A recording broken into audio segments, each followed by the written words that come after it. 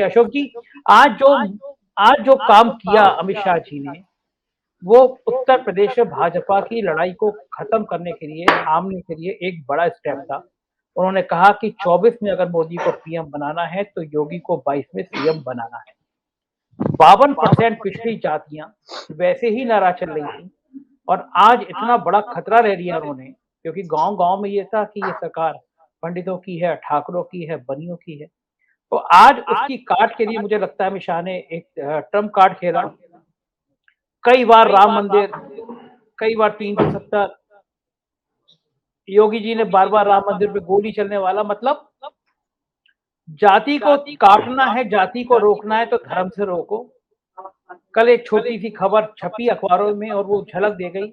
खबर थी कि बनारस में संत की शाखा पर किसी ने सुतली बम से फेंक के हमला किया।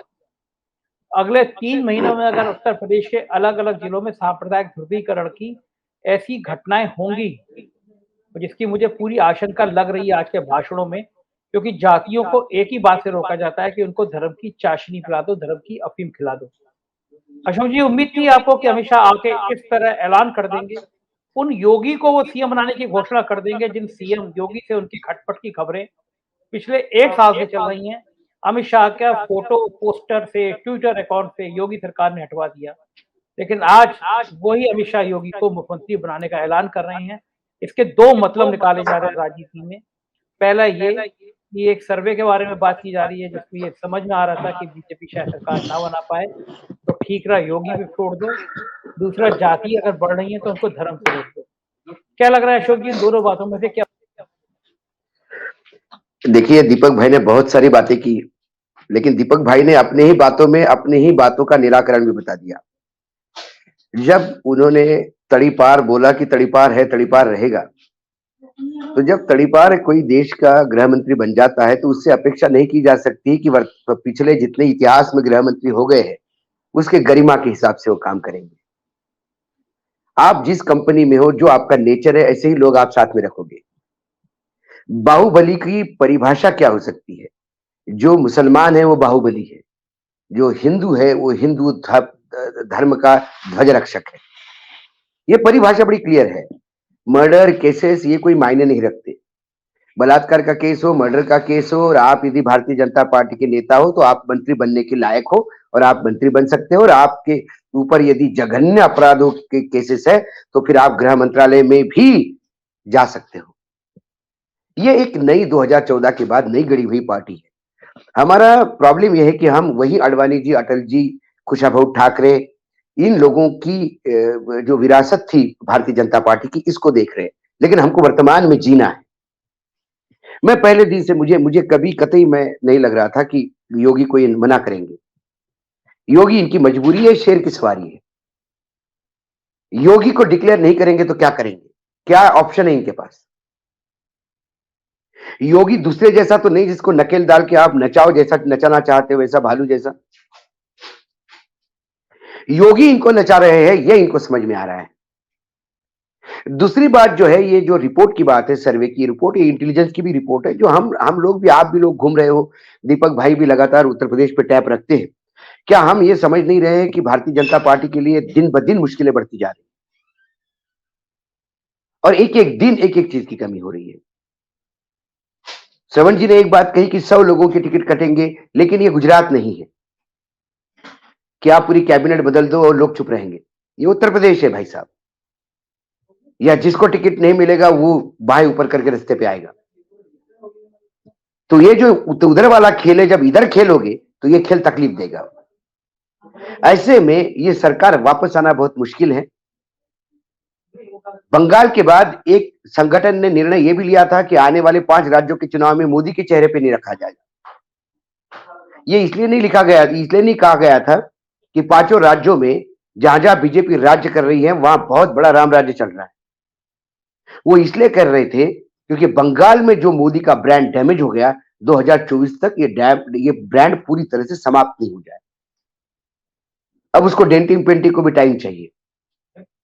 यदि उत्तर प्रदेश का चुनाव मोदी जी के चेहरे पे लड़ा जाता है, नहीं योगी जी को अनाउंस करते हैं, कलेक्टिव रिस्पॉन्सिबिलिटी की बात करते हैं, डबल इंजन की बात करते हैं, और यदि चुनाव हार जाए तो टोटल रिस्पॉन्सिबिलिटी नरेंद्र मोदी की होगी, केंद्र सरकार की। ये 2022 और 2024 के जो 2 साल का गैप इनको मिलेगा, इनमें कुछ कर गुजरने की सोच रहे हैं। इन्होंने यही दांव राजस्थान में भी खेला था। वसुंधरा से ना मोदी जी की पटती थी, ना शाह की पटती है, ना अभी भी पटती है। तेज तेवर के साथ आज भी वसुंधरा है। तब भी वसुंधरा को डिक्लेयर किया था कि वसुंधरा जी के नेतृत्व में ही चुनाव लड़ा जाएगा और अगली मुख्यमंत्री वो होगी। साथ में ये नारे भी लगवाए थे कि वसुंधरा तेरी खैर नहीं, मोदी तुझसे बैर नहीं। तो लोकसभा और विधानसभा इसको अलग अलग करने का प्रयास करेंगे, इसलिए इनकी मजबूरी है कि ये करेंगे। एक ही दूसरा दांव है कि ये करेंगे। रही बात बाहुबली को स्टेज पे खड़ा करके स्टेब्लिश करने की, वो तो उसके बेटे के फरार होने पे जब नोटिस से चस्पा हो गई, जब एफआईआर में नाम दर्ज हो गया, जब तैनी महाराज इधर से उधर भाग रहे थे, ऐसे में जब देश के गृह मंत्री ने उनको बुला के आश्वासन दिया कि कोई चिंता की जरूरत नहीं है, ऐसे कीड़े मकोड़े जैसे 135 करोड़ का देश है, कीड़े मकोड़े जैसे लोग मरते रहेंगे, आप चिंता ना करो, ऐसा कहा, ऐसा सोच होगा, ऐसा मैं सोचता हूं। उसके बाद वो दूसरे ही दिन यहां लोग मातम मना रहे थे, जिनके घर में लोग मर गए, उनके परिवार उजड़ गए थे, और ये किसी प्रोग्राम में किसी पैरामिलिट्री फोर्स की यहां चीफ गेस्ट बन के इनॉग्रेशन कर रहे थे। उसी दिन तय हुआ था कि केंद्र की इनके ऊपर शह है। एक कैबिनेट मंत्री एक मुख्यमंत्री को कान के नीचे लपड़ मारने की बात करता है, उसके ऊपर एफआईआर होती है, वो अरेस्ट होता है और वो बेल पे आता है। अब इस कैबिनेट में जो लोग हैं वो कुछ बेल पे है, कुछ फरार ही नहीं है। और कल फरार लोग भी कैबिनेट अटेंड करें तो आश्चर्य नहीं होना चाहिए। यह बात तो 2014 से एक बात बार बार रेखांकित हो रही है कि ये जो नेता हैं बड़े, ये जब मुंह खोलते हैं तो झूठ बोलने के लिए खोलते हैं, और ये जो बोलते हैं ये कतई उसके मायने नहीं होते हैं। दीपक भाई ने कहा कि पटेल साहब की इतनी बड़ी ऊंची मूर्ति बनाई। गुजरातियों से ज्यादा पटेल को कौन जान सकता है। उन्होंने पटेल की मूर्ति ऊंची इसलिए बनाई कि पटेल जी को नीचे दिखे नहीं कि क्या गंदगी हो रही है। पटेल साहब आप इतने ऊंचे खड़े हो जाओ कि ऊपर ऊपर देखो, चाइना बॉर्डर पे क्या हो रहा है, पाकिस्तान बॉर्डर पे क्या हो रहा है। पैरों के नीचे देखोगे तो आपको घिन आएगी कि आपकी मूर्ति भी किन लोगों ने खड़ी की है। महात्मा गांधी का नाम लेते ही इनको कोई अधिकार नहीं। माफिया दूरबीन से नहीं दिख रहा है, इनको आंखों की इलाज की नहीं, दिमाग की इलाज की जरूरत है। क्योंकि माफिया जो भारतीय जनता पार्टी के वॉशिंग मशीन से, कमल ब्रांड साबुन से नहा के निकलता है, उसके बाद वो गंगा स्नान करके मठाधीश हो जाता है, देशभक्त हो जाता है, राष्ट्रभक्त हो जाता है, देश के लिए समर्पण करता है, फिर उसका स्मगलिंग नहीं होता, वो आयात निर्यात हो जाता है, देश के लिए फॉरेन करेंसी कमाता है। वो जब लोगों को मारता है तो वो इस देश की जनसंख्या को नियंत्रण करता है। ये नई परिभाषा है इन लोगों की, ये मजबूरी थी उनकी। और आज फिर योगी ने अपने दिखा दिया कि मेरे सिवा कोई नहीं, हारू या जीतू। लेकिन ये उल्टा पेच है, ये वसुंधरा से भी ज्यादा तेज है, क्योंकि जैसा श्रवण जी ने कहा कि अब ये गोरखनाथ वापस नहीं जाएंगे, ये वही रहेंगे। और यदि चुनाव हारते हैं तो ये फिर पूरे उत्तर प्रदेश में चिल्लाते हुए घूमेंगे योगी जी कि ये केंद्र की नाकामी है। और फिर केंद्र सरकार के खिलाफ जो बड़ा फ्रंट खुलेगा 2022 के चुनावों के बाद, जो विस्फोट होगा, उसका केंद्र शायद योगी होंगे कि इनकी वजह से मैं हारा। दूसरी बात, आपने किया कुछ नहीं है, कोई भी जाति आपके साथ सद नहीं रही है। ये जातियों के सम्मेलन आप कितने जबरदस्ती करवा रहे हो, लोगों को बुला बुला के करवा रहे हो, ये वो जानते हैं अच्छी तरह से। तो जब आपके पास कुछ भी नहीं बचा तो आपके तरकश में एक ही तीर है, हिंदू मुसलमान। और हिंदू मुसलमान करने के लिए योगी जी से बड़ा ब्रांड नहीं, क्योंकि किसी भी विस्फोटक को जब ट्रिगर पॉइंट देना होता है, जब वहां वो जला देना होता है, जब आप बम को जलाते हैं तो जो माचिस होती है जलाने वाली या जो ट्रिगर मारने वाला जो पॉइंट होता है, आज के डेट में भारतीय जनता पार्टी के पास योगी से बड़ा ट्रिगर पॉइंट नहीं है। आज भी वो मुसलमानों की बात करते हैं। तो ऐसे में हिंदू मुस्लिम, हिंदुत्व, दादागिरी, गुंडाइज्म, स्टेज पे एक ऐसे बाहुबली को खड़ा करके आपने ये मैसेज भी दिया, ऐसे वोट नहीं डालोगे तो ऐसे दलवाएंगे। अच्छा अशोक जी, ये जो पिछड़ी जातियां हैं जिनको अभी तक केशव मौर्य की घुट्टी पिलाई जा रही थी, अब जब योगी आदित्यनाथ को खड़ा कर दिया तो इन पिछड़ी जातियों के अंदर क्या संदेश आएगा? पिछड़ी जातियों के यहां संदेश यही आएगा कि आप हिंदू हो, मुसलमान से डरो, तालिबान से डरो, पाकिस्तान से डरो, अंसारी से डरो, इन सब से डरो। दाऊद के यहां यदि गैंगस्टर हिंदू है तो वो भी पाक साफ है, लेकिन किसी हिंदू के यहां मुसलमान ड्राइवर है तो उसको उसके गाड़ी में चलने के लिए तकलीफ है। अशोक जी, क्या लग रहा है, आपने तो इतने चुनाव देखे इतने राज्यों के, ये फार्मूला उत्तर प्रदेश में कामयाब हो जाएगा? मुझे नहीं लगता, मुझे नहीं लगता। इस फार्मूले का बहुत उपयोग इन्होंने बंगाल में किया जहां ये हो सकता था, क्योंकि उत्तर प्रदेश से ज्यादा बंगाल में मुसलमान है। हिंदू मुस्लिम करने का प्रयास किया, यात्राएं नहीं होने का प्रयास किया, बंगाल में उसके सामने भारत जय श्री राम के नारे क्या लगवाए, सरकारी प्रोग्राम से वो वॉकआउट क्या करती है, उसे बांग्लादेशी क्या कहा गया, हिंदुओं के त्योहार रोक के मुसलमानों के त्योहार कैसे करते, ये कैसा प्रचारित किया। ऐसा कौन सा शस्त्र अस्त्र है जो बंगाल के चुनाव में उपयोग में नहीं लाया हिंदू मुसलमान को लेकर? क्या वहां बाहुबली उपयोग में नहीं लाए इन्होंने? बाहुबलियों का इतिहास बंगाल का पूछना हो तो आपको दीपक बाबू बता देंगे कि कितने बाहुबली इन्होंने उतारे थे बंगाल में। ना बाहुबली काम आए, ना पैसा काम आया, ना दीदी वो दीदी काम आया, ना कोबरा काम आया, ना फिल्म एक्ट्रेस काम आए।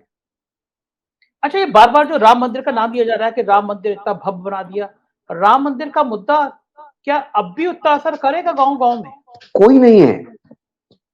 जब इनको हिंदू मुसलमान करने के लिए 15 अगस्त को यह बोलना पड़ता है कि 14 अगस्त को भी एक हम दिन एक श्रद्धांजलि दिन मनाएंगे, क्योंकि 1947 में 14 अगस्त को जब पाकिस्तान आजाद हुआ और वहां से जो लाशों की भरी ट्रेन आई, आपको 1947 का याद दिलाना पड़ता है, हिंदू मुसलमान का दंगा। आप अपने इतिहास पे तब जाते हो जब वर्तमान में आपके पास कुछ नहीं है और आपका भविष्य अंधकार में दिखता है, तब आप इतिहास की किताब लेके बैठते हो।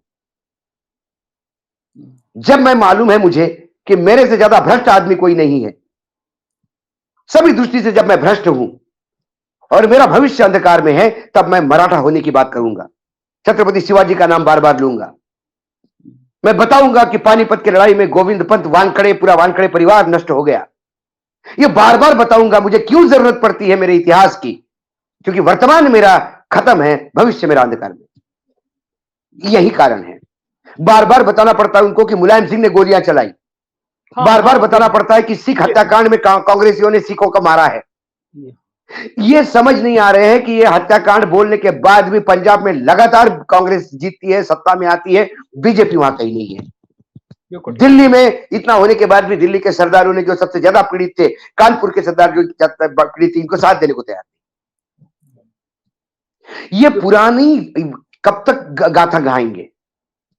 लोग उबर चुके। कब तक कौरव पांडव करेंगे? कब तक राम की मूर्ति करेंगे? कब तक हनुमान जी कहेंगे? कब तक क्या क्या करेंगे? क्योंकि आपके पास कहने के लिए बार बार वो कह रहे थे कि शवन जी कह रहे थे कि मैंने भाषण सुना, उनके पास बोलने के लिए कुछ नहीं है। तो 1857 की क्रांति से लेकर शुरू होते हैं। जब हमारे यहां शादियां होती है तो शादियों में वर और वधु के पक्ष की तरफ से भाट खड़े होते हैं, और जब वो मालाएं चढ़ती है, एक दूसरे का स्वागत होता है, तो वो बताता है कि जो वधु पक्ष स्वागत कर रहा है वो कितना बड़ा है, और ब्रह्म की उत्पत्ति से, पृथ्वी की उत्पत्ति से वो शुरू होता है वंशावली बताना। और फिर कसीदे पढ़ते पढ़ते कहते कि ये फला फला अभी प्राइमरी टीचर है और उनके बेटे की शादी है। वधु पक्ष भी ऐसा होता है। ये मुझे भाट दिखते हैं जो बार बार बताते हैं कि ये पक्ष कौन सा है और ये पक्ष कौन सा है। वर्तमान में जीने की ताकत नहीं है क्योंकि वर्तमान शून्य है। महंगाई से त्राई त्राई हो रही है, लोग बेरोजगारी चरम पे है। पाकिस्तान हो चाइना हो कहीं शांति नहीं है। जम्मू कश्मीर में शांति नहीं है। कौन सी जगह छुतू हो नहीं रही है। सुप्रीम कोर्ट रोज जूते मार रहा है, रोज नए नए मामले खुल रहे हैं। नए नए नए छेद ढकने जाते हैं तो पुराना खुल जाता है, पुराने पे हाथ रखते तो नया खुल जाता है।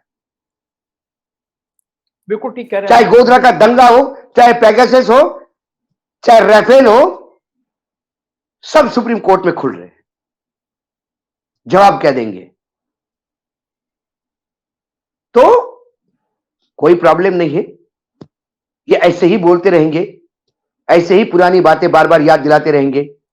लेकिन मुझे लगता है वर्तमान में जो उत्तर प्रदेश का मतदाता है वो वर्तमान में जीना चाहता है। वो 1857 में क्या हुआ, 1947 में क्या हुआ, उससे अच्छा पिछले 6 महीने पहले उसने अपने पिता को कैसा खोया और गंगा में बहाना पड़ा, पैरासिटामोल की गोली तक नहीं मिली, ये वो देखेगा। वो गुप्ता का परिवार, वो कानपुर उस बात को नहीं भूलेगा। वो गोरख पूरा मुख्यमंत्री का विधानसभा क्षेत्र उस भूल नहीं पाएगा कि एक होटल में यदि कोई रहता है तो पुलिस वाले इतना नंगा नाच करते हैं कि रात को होटल में जाके इतना मारते कि उसको मार डालते। मर जाते। कि क्या ये जो रणनीति है कि योगी जी इतने शांत होकर बैठ जाएं तो लड़ाई फिर अब टिकटों के बंटवारे की होगी? योगी नहीं, जी ये हम सब संजय भाई, ये हमारा सबका सोच है। अभी श्रवण जी शायद चले गए हैं, लेकिन श्रवण जी कह रहे थे कि आप लोग एकदम विपक्ष की तरफ से देखते हैं, उनके तरफ से नहीं। हम उनके तरफ से भी देखते हैं। हमने कहा कि उनकी मजबूरी है कि उन्होंने कुछ काम नहीं किया। हमने ये कहा कि उनके पास मजबूरी है कि यदि मैं बीजेपी में होता तो मैं क्या करता, मैं वही करता जो अमित शाह कर रहे हैं। क्योंकि जब मेरे पास दिखाने के लिए कुछ नहीं तो फिर मैं वही पुरानी चीजें कुछ देर के बार बार उसी पे इमरजेंसी गोलियां चलाना, वही बात करूंगा। रही बात, ये बात आप भूल जाइए कि अमित शाह और नरेंद्र मोदी पे योगी जी विश्वास रखेंगे। ये अविश्वास बना रहेगा। आसाम का सबको पता है किसके नाम पे चुनाव लड़ा गया था, मुख्यमंत्री कौन था। तो ये सारा चीज क्लियर कट ओपन होगी जब टिकट बटेंगे। टिकट के बंटवारों के बाद यह तय होगा योगी कितने लोगों को टिकट दिलवा पाते, विधानसभा में योगी कितने ताकतवर होते, या विधानसभा में सब टिकट कोई और बांटे और योगी जी का चेहरा और बाद में योगी जी को घर बिठा देंगे। योगी जी क्या कर लेंगे? कुछ नहीं कर पाएंगे। योगी जी आसाम देख चुके हैं। योगी जी इनके किसी बात पे विश्वास नहीं करेंगे। ये दोनों तरफ से तोलमोल चल रहा है। योगी जी ना बागडोर उनके हाथ में पूरी जाने देंगे, हर जगह अपनी दखल रखेंगे, क्योंकि योगी जी को एक समझ में आ गया है, योगी जी इनकी मजबूरी हो गई है। दूसरी बात, दीपक भाई ने बहुत सही कहा कि एक बर्ड आई व्यू होता है और एक सामने सामने होता है। सारे देश के लिए मिश्रा जी जो टेनी महाराज है, ये ब्राह्मणों के नेता हैं, लेकिन उत्तर प्रदेश के लोग जानते हैं कि बीजेपी में ब्राह्मणों के नेता कौन है। हाँ, ठीक बात है। मात्र दिल्ली ने उनको मंत्री बनाने से वो ब्राह्मणों के नेता नहीं होंगे। जतिन प्रसाद को यदि आपने कैबिनेट में ले लिया तो वो क्या ब्राह्मणों के नेता नहीं होंगे? क्योंकि आपको ब्राह्मणों के नेताओं को उठा के मंत्री बनाना चाहिए था, तब कह सकते थे कि ब्राह्मणों को रिप्रेजेंटेशन दिया।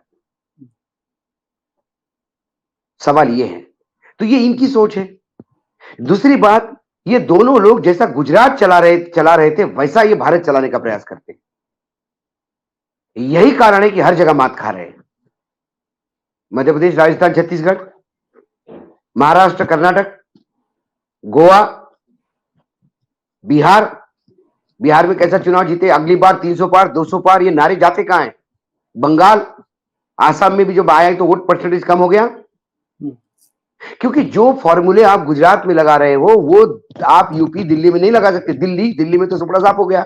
हरियाणा उधार का सिंदूर, कहां है अपने बलबूते पे है यूपी छोड़ के? हर जगह तो उधार का सिंदूर है।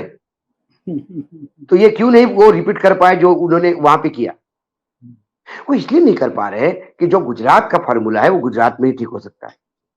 बिल्कुल ठीक बात है। आप गुजरात में पूरी कैबिनेट मुख्यमंत्री के साथ बदल सकते हैं। आप योगी जी के 4 मंत्री को बदल के दिखाइएगा, मान लूंगा मैं, 4 मंत्रियों को। आपने एक येदियुरप्पा बदला है कर्नाटक में, आपको इस बात की गारंटी नहीं कर्नाटक में क्या होगा। ये सरकार कल जाएगी, आज जाएगी, क्योंकि येदियुरप्पा ने घर के दरवाजे के बाहर पैर रखना शुरू कर दिया। आज राजस्थान कुछ कभी करके, राजस्थान का क्या बीजेपी का यूनिट इकट्ठा है? आज भी वसुंधरा की तुति बोलती है वहां पे, चाहे उसको आप संगठन में स्थान दो न दो। विधान भवन के अंदर वही तय करती है क्या होना है, नहीं तो वोट इधर के उधर हो जाते हैं। तो गुजरात ही नहीं है आपकी, उनकी रणनीति गुजरात। लोग कहते हैं कि आप गुजरात पहले देखो तो समझ जाए वो क्या रणनीति करते हैं। मैं कहता हूं उनको अब बाकी देश समझना चाहिए ताकि रणनीति ठीक से करे, नहीं तो हर जगह बंगाल होगा, आश्चर्य नहीं होगा। तो ये दोनों योगी और दिल्ली और लखनऊ एक दूसरे को तोड़ रहे हैं, ये शक्ति प्रदर्शन है। वो कंधे पे हाथ रखता है लेकिन उसका बिल्कुल नजर है कि ये गला तो नहीं दबाएगा मेरा, प्यार से रखा बोलता है, गला भी दबा सकता है। तो ये सारी तमाम चीजें हैं। अभी तो बहुत पानी बहना है साहब, अभी तो शुरुआत है। कल तक जो योगी कहीं नहीं थे, आज योगी उनके लिए उप मुख्यमंत्री का पद हो गए।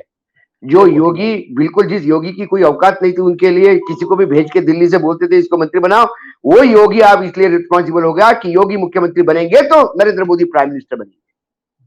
मतलब नरेंद्र मोदी को योगी की बैसाखी चाहिए। ये बोलना तो पड़ रहा है, भले ही नकली बोले, गलत बोले, झूठ झूठ बोले, लेकिन ये बोलने का मतलब है योगी की ताकत है। तो इसलिए ये तोल मोल चलता रहेगा जब तक चुनाव का, मैंने क्या कहा, विड्रॉल फॉर्म जिस दिन साइन होंगे और फाइनल लिस्ट दिन लगेगी बीजेपी की, उस दिन आप ही संजय भाई बताओगे कि अगला मुख्यमंत्री कौन होगा यदि बीजेपी सत्ता में आती है। बिल्कुल ठीक बात है, बिल्कुल। शुक्रिया बहुत बहुत अशोक जी, हम आपको बीच बीच में आपको ऐसे परेशान करते रहेंगे, आपसे कुछ तो जानकारी लेते रहेंगे। Thank you.